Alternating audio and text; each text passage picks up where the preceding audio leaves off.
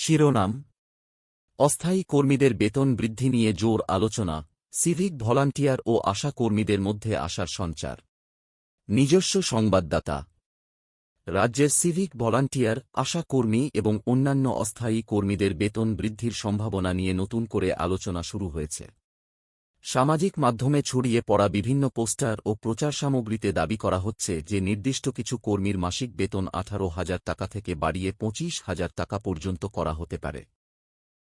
তবে এই বিষয়ে এখনও পর্যন্ত কোনো সরকারি বিজ্ঞপ্তি বা আনুষ্ঠানিক ঘোষণা প্রকাশিত হয়েছে কিনা তা সংশ্লিষ্ট দপ্তরের তরফে স্পষ্ট করা হয়নি।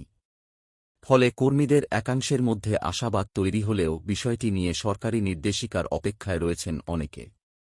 দীর্ঘদিন ধরে বিভিন্ন অস্থায়ী কর্মী সংগঠন বেতন বৃদ্ধি, চাকরির নিরাপত্তা এবং অন্যান্য সুযোগ সুবিধার দাবিতে সরব।